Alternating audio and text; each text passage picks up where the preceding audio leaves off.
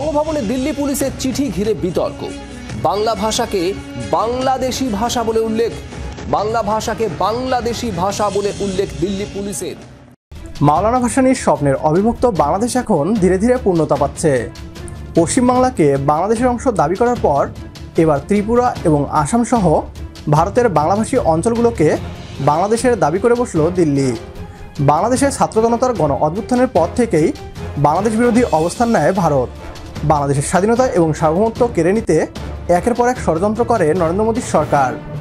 বাংলাদেশের স্বাধীনতা এবং সার্বভৌমত্ব কেড়ে নিতে গিয়ে এবার নিজেদের সার্বভৌমত্ব হারানোর পথে ভারত।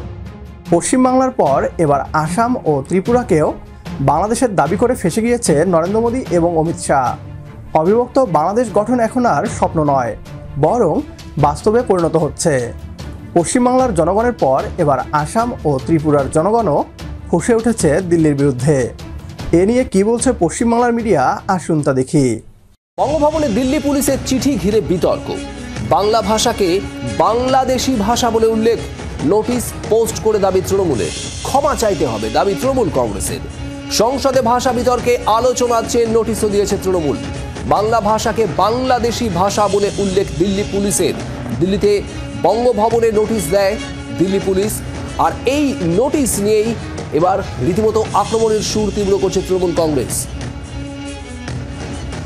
নয়াদিল্লি থেকে আমাদের প্রতিনিধি রাজীব চক্রবর্তী রয়েছে। রাজীব, বাংলা ভাষাকে বাংলাদেশি ভাষা বলে উল্লেখ যেভাবে করা হয়েছে দিল্লি পুলিশের তরফে, তা নিয়ে এবার সুর চড়াচ্ছে তৃণমূল, কি পরিকল্পনা?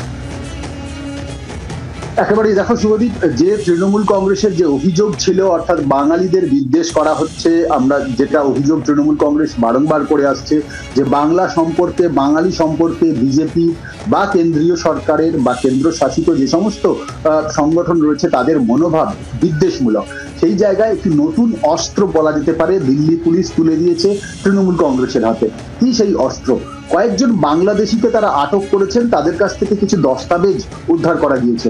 সেই দস্তাবেজগুলি বাংলা ভাষায়, যেহেতু বাংলাদেশের দস্তাবেজ সেহেতু বাংলা ভাষায় লেখা। আর এক্ষেত্রে দিল্লির Lodhi colony police station, Lodhi colony থানার যিনি অফিসার ইনচার্জ, তিনি একটি চিঠি পাঠিয়েছেন দিল্লির বঙ্গভবন, চাণক্যপুরীর বঙ্গভবনের অফিসার ইনচার্জকে। সেখানে তিনি উল্লেখ করছেন যে একজন দোভাষী দেওয়া হোক, বা এই যে নথিগুলো রয়েছে তাতে যে ভাষায় লেখা রয়েছে সেই ভাষাটি হিন্দি বা এবং ইংরেজিতে পরিষ্কার করে দেওয়া হোক। তার কারণ লেখা রয়েছে বাংলাদেশি ভাষায়। এই যে কোট আনকোট বাংলাদেশি ভাষা, এখানেই তৃণমূল কংগ্রেস কিন্তু একেবারে তাদের অস্ত্র হাতে পেয়ে গিয়েছে। বাংলাদেশি ভাষা বলে কোনো ভাষা নেই পৃথিবীতে, বাংলা ভাষা, বাংলা ভাষায় তারা কথা বলেন।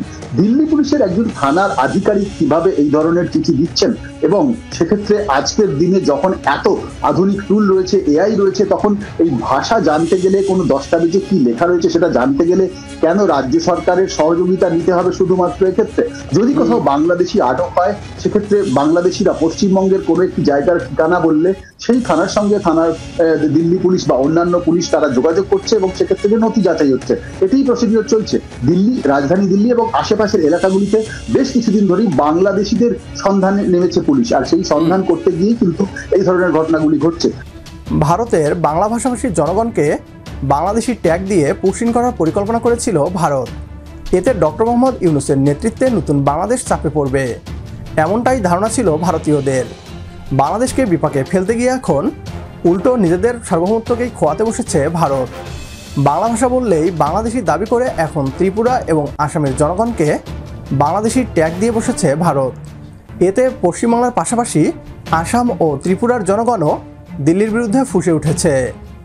বাংলা ভাষায় কথা বলার কারণে যদি বাংলাদেশি ট্যাগ দেওয়া হয়, তাহলে পশ্চিমবাংলা, আসাম ও ত্রিপুরা বাংলাদেশের অংশ। 2024-এর 5 আগস্ট ছাত্র জনতার গণ অভ্যুত্থানে শেখ হাসিনা পালিয়ে যাবার পর ডক্টর মোহাম্মদ ইউনূস নরেন্দ্র মোদী এবং অমিত শাহকে সতর্ক করে বলেছিলেন, যদি বাংলাদেশে আগুন লাগানোর চেষ্টা করা হয়, সেই আগুনে পশ্চিমবাংলা সহ ভারতের 7 সিস্টার্সও পুড়ে ছাই হয়ে যাবে। প্রধান উপদেষ্টা ডক্টর মোহাম্মদ ইউনূসের সেই সতর্কবার্তা যে কেবল রাজনৈতিক বয়ান ছিল না, তা প্রমাণিত হয়েছে। বাংলা ভাষা বাঙালিদের আবেগ। এই আবেগে আঘাত করে পাকিস্তান হারিয়েছিল পূর্ব পাকিস্তান। ভারতও হারাবে পশ্চিমবাংলা সহ পুরো 7 সিস্টার্স। অবিভক্ত বাংলাদেশ গঠনকে সমর্থন করলে কমেন্ট বক্সে ইয়েস লিখে জানিয়ে দিন আমাদের। সেই সাথে ভিডিও শেয়ার করে দেখার সুযোগ করে দিন আপনার বন্ধুদের। পরবর্তী ভিডিও দেখার আমন্ত্রণ জানিয়ে বিদায় নিচ্ছি আজ। আল্লাহ হাফেজ।